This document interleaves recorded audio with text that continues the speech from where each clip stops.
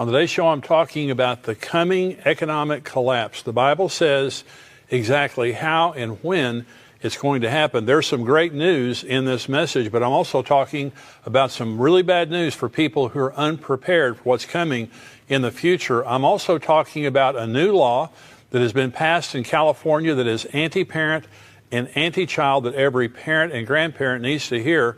I'm talking about the asteroid Apophis that is coming to the Earth in 2029, supposed to hit the Earth, according to many experts. I'm going to be talking about that, but the biggest danger, according to the scientists, is not Apophis. I'm talking about that. I'm also answering questions such as, can I lose my salvation? And what if I'm sinning when the rapture occurs? I'm Jimmy Evans. Welcome to the Tipping Point Show.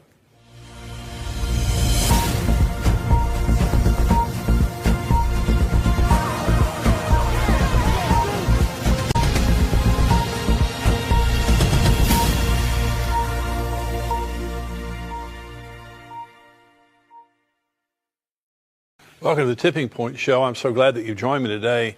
This message called The Coming Economic Collapse, very, very important. A lot of people have a tremendous amount of anxiety about the economy of the United States and also the economy of the world, and rightly so. You know, we have a $300 trillion world debt right now. The world debt is unsustainable. America is almost $29 trillion in debt. And this is growing very rapidly. Of course, you know, the Congress right now is trying to get something passed that would increase $3 to $4 trillion of the national debt, which would just be unbelievably bad. But the debt is unsustainable, growing around the world very rapidly. I think also we have increasing chances of worldwide famine.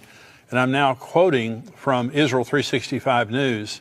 It says, United Nations World Food Program won the Nobel Peace Prize. Its executive director, David Beasley, took the opportunity to warn that without drastic measures fueled by a massive influx of funding, the world faces famines of biblical proportions in 2021.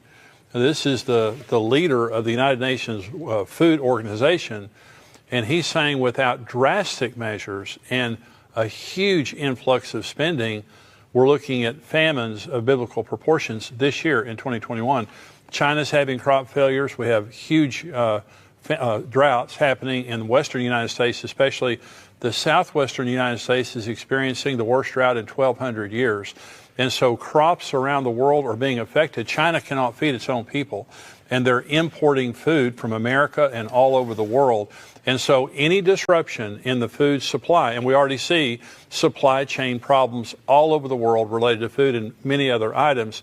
And so we also have skyrocketing inflation, tremendous inflation going on right now, and experts are saying it's only going to get worse in the future. So you look at all that's happening in the world today and you say, what's going to happen? You know, are we looking at an impending economic collapse? Well, I'll tell you exactly what the Bible has to say.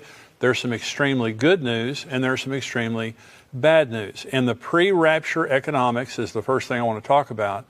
And that is, before the rapture occurs, Jesus tells us exactly what the economy will be. Now, he doesn't give every nation's economy. There can be recessions, there can be depressions, there can be ups and downs in any economy, but he gives us a picture of the world that it's going to be like when he returns. This is Luke 17. He said to the disciples, the days will come when you will desire to see one of the days of the Son of Man, and you will not see it. And they will say to you, look here or look there. Do not go after them or follow them. For as the lightning that flashes out of one part under heaven shines to the other part under heaven, so also the Son of Man will be in his day. Now that's the rapture that he's describing. But first he must suffer many things and be rejected by this generation. And as it was in the days of Noah, so it will also be in the days of the Son of Man. Now listen, they ate, they drank, they married wives, they were given in marriage until the day that Noah entered the ark, and the flood came and destroyed them all. Likewise, as it was in the days of Lot, they ate, they drank, they bought, they sold, they planted, they built. But on the day that Lot went out of Sodom, it rained fire and brimstone from heaven and destroyed them all. Even so will it be in the day when the Son of Man is revealed. In that day, he who is on the housetop and his goods are in the house, let him not go down to take them away. And likewise, the one who is in the field, let him not turn back. Remember Lot's wife. Whoever seeks to save his life will lose it. Whoever loses his life will preserve it. I tell you, in that night there will be two men in one bed. One will be taken, the other left. Two women will be grinding together. The one will be taken, the other left. Two men will be in the field. The one taken, the other left. And so Jesus tells us, as it was in the days of Lot, so it will be in the days of the coming of the Son of Man. They bought, they sold, they planted, they built, they married, they were given in marriage. And so there, according to this text, there are four parallels, according to Noah and Lot, in the last days that we're living in. And the first is worldwide rebellion to God. Noah and Lot lived in a very rebellious culture to God. In fact, Noah and Lot did not have any people that they took with them. They didn't have anyone that they led to God through that. And that's not saying that people aren't getting saved in the day that we're living in today, but I'm just saying the world was in total rebellion to God like the way we see it is today. There was also a righteous remnant living for God and preparing for judgment. In Noah's case, he was building an ark. And that ark carried him above the judgment the way we will be at the rapture. Lot went out of Sodom to prepare for the judgment that was coming. Lot went out, and Sodom was not judged until he was out. And you have to remember, Jesus uses Noah and Lot as his examples. Both of those men were taken out of judgment before it came. Noah got on the ark before the judgment came. Lot went out of Sodom before it came. But the third parallel is economic and social normalcy. Jesus could have very easily said, people will be starving to death, there won't be any economy, people will be bankrupt. In other words, what he's describing, buying, selling, marrying, giving in marriage, planting, building, all of those things mean, there's going to be social and economic normalcy. It doesn't mean that there's not going to be some shaking and things like that. The fourth parallel is the faithfulness of God to rescue the faithful and the righteous from judgment. God is going to be faithful. He is coming for us. He's not going to leave us here. So I want to say what we're seeing in the world today is the setup for the Antichrist system, is the setup for the economy during the tribulation. First of all, we're seeing a one world government. I think there was over 100 nations, about like 137 nations last week that all agreed together about the corporate tax.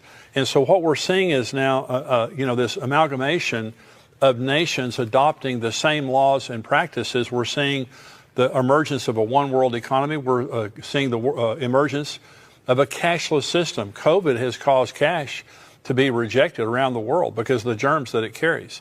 And the United States government, the Federal Reserve, is talking about now having a digital currency. China is coming out with a digital currency.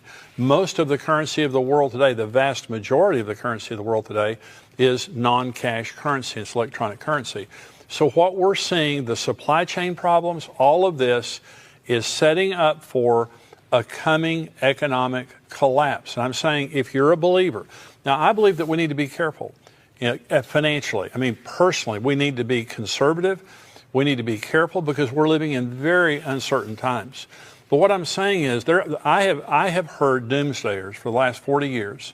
Since I have been teaching on Bible prophecy, I've heard doomsdayers come out and they talk about this, economic collapse is coming in the next 6 months or the next 3 months or next year or something like that. And in almost every case, they're selling something or they have something to gain through their doomsday message. And I call them prophets for profit.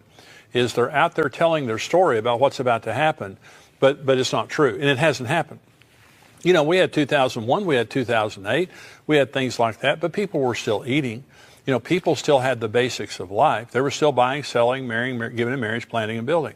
Okay, but there's coming a time now, the Bible tells us that there is coming a time on the earth when there is going to be a total economic meltdown. It's called the tribulation. Let's go to the book of Revelation, and this is chapter 6. Now remember, in the book of Revelation, there are many judgments, but basically you have the seal judgments that begin the tribulation. You have the trumpet judgments right behind that, and then you have the worst judgments of all, which are the bowl judgments that occur just before the second coming. The rapture happens at the beginning of the tribulation. The second coming happens at the end of the tribulation. So the beginning of the tribulation is Revelation chapter 6. and the seals begin to break. This is when the economic collapse comes. This is Revelation 6, verse 1. Now when I saw when the Lamb opened one of the seals, and I heard one of the four living creatures saying with a loud voice, with a voice like thunder, "Come and see." And I looked, and behold, a white horse. He who sat on it had a bow, and a crown was given to him, and he went out conquering and to conquer. This is the Antichrist. This is a false Christ. He's on a white horse. He looks like a savior, but he comes to take peace from the earth, and he does. Seal 1 is the Antichrist arrives on the scene and takes control of the world and the economies of the world. Now, the first half of the tribulation, the first 3.5 years of the tribulation, are the rise of the Antichrist. And by the middle of the tribulation, this is Revelation 13, he takes control of the economies of the world. This is Revelation 13, begin verse 16. He causes all, both small and great, rich or poor, free and slave, to receive a mark on their right hand or on their foreheads, and that no one may buy or sell except one who has the mark or the name of the beast or the number of his name. And so the first thing that happens to the economy is the Antichrist begins to gain control over the economy. This is the second seal. This is verse 3. When he opened the second seal, I heard the second living creature saying, "Come and see." Another horse, fiery red, went out, and it was granted to the one who sat on it to take peace from the earth, and that people should kill one another, and there was given to him a great sword. And so the second seal is a spirit of violence and murder, such as the world has never seen, disrupting societies around the world. Now, you think, when you see right now what is happening with all the school shootings, church shootings, mass violence, all the murders that are happening, across America and around the world, you think this is a violent world? This is nothing compared to the tribulation. The societies around the world will be disrupted by the violence. God is going to remove peace from the earth, and all hell breaks loose. The third seal, and the economy continues to collapse with every seal. This is verse 5. When he opened the third seal, I heard the third living creature say, "Come and see." So I looked, and behold, a black horse, and he who sat on it had a pair of scales in his hand. And I heard a voice in the midst of the four living creatures saying, "A quart of wheat for a denarius, and 3 quarts of barley for a denarius, and do not harm the oil and the wine." A denarius was a day's wage. And so a quart of wheat or 3 quarts of barley, this was enough to keep you alive for the day. And so what is being said here is scarcity and famine is coming to the earth. That's what the black horse is announcing. And it's saying it's going to take you a day's wage to stay alive if you have that much money. And there's going to be, it says, don't harm the oil and the wine. Now, there's different ways you can interpret that, but here's the way I interpret it. There will be luxuries available, but not the necessities. People are going to be dying en masse during the tribulation, and they're going to be leaving luxury items around their house and things like that. So if you want to drink wine, great, that's fine.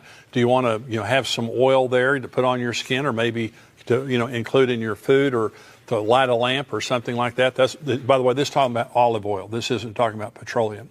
When it says don't harm the oil or the wine, it's just talking about luxury items that will be available, but the necessities won't.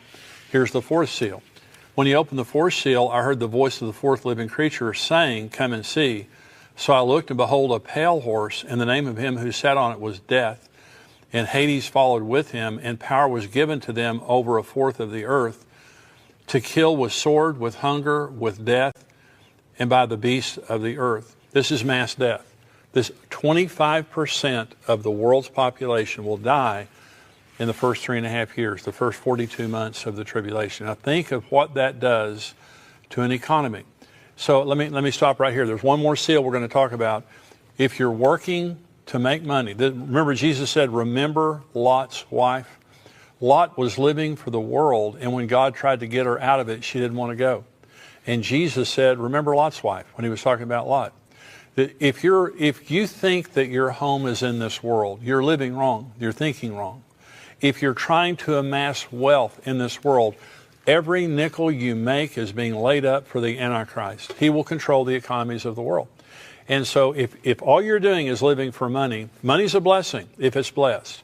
And money is a blessing if it is secondary to serving Jesus and making Jesus the Lord of our life.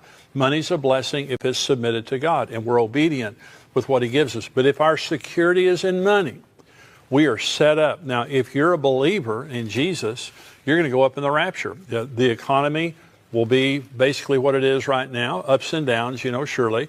But until Jesus comes, they're going to be buying, selling, marrying, giving in marriage. But after the rapture, when the tribulation comes, if you're here, if you're not a believer in Jesus, if you're here, there will be no economy. It will take everything you can get together to survive. If you do survive, because here's the fifth seal. This is verse 9. When he opened the fifth seal, I saw under the altar of souls those who had been slain for the word of God and for their testimony which they held. And they cried with a loud voice, saying, How long, O Lord, holy and true, until you judge and avenge our blood on those who dwell on the earth?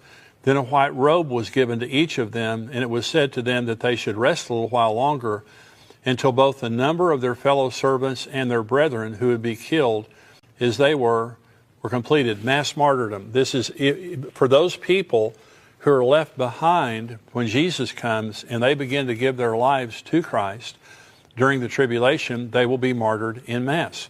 And so all of these things will be happening during the tribulation. Before the tribulation, the economies of the world right now are being arranged in a one-world cashless society that the Antichrist is going to inherit. He's the one who's going to control the economy during the tribulation. But while he's controlling the economy, peace is taken from the earth. There's scarcity on the earth. 25% of the earth's population, 2 billion people, is going to be killed, and there will be mass martyrdom for being a Christian.